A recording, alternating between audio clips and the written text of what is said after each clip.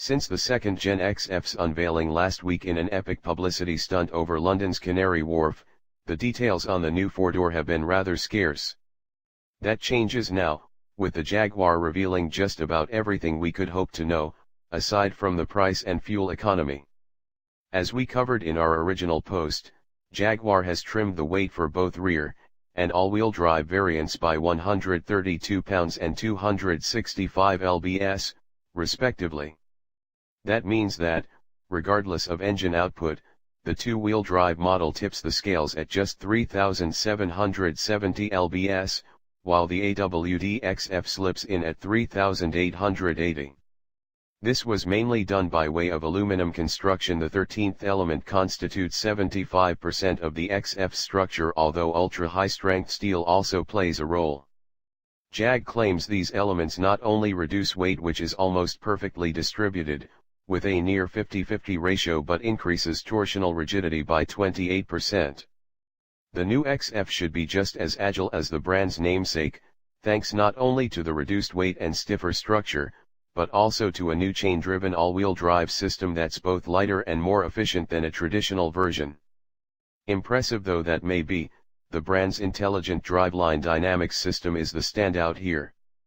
IDD manages the torque split, diverting power to the rear axle until it predicts, through factors like yaw rate, steering angle and lateral acceleration, when torque should be shifted to the front wheels. Moreover, the AWD system features adaptive surface response, which takes the place of the old XF's winter driving mode. It monitors road conditions, modifying the behavior of the sedan systems as needed. The second-gen sedan comes to the US in 340 horsepower and 380 HP variants. Torque remains fixed at 332 pound-feet courtesy of Jaguar Land Rover's familiar 3.0-liter supercharged V6. The new XF's straight-line performance should be just as entertaining as it sounds, too. The rear drive, 340 HP XF will hit 60 in 5.2 seconds, while the rest of the range can get there in 5.0. That marks a significant reduction compared to the first-gen V6 models, which used their 340 HP to sprint to 60 in a more leisurely 5.7 to 6.1 seconds. Regardless of output, the rear drive XF will outrun both the BMW 535i and Mercedes-Benz E350. We're still waiting on performance figures for the 329 HP E400, so Jag's RWD dominance may not last, which take 5.5 seconds and 6.5 seconds, respectively. With the all-wheel drive variant, meanwhile, the XF again bests BMW and Mercedes, while also toppling the mighty Audi A630T, by a tenth. This was made possible not only due to the reduced weight, but through some fettling in the standard 8-speed automatic. While the individual ratios are carried over from the last generation model, Jag noticeably shortened the final drive ratio, moving it from 2.56:1 to 3.23:1. Of course, it's still unclear what impact the gearbox tweaks will have on the as yet unpublished fuel economy figures.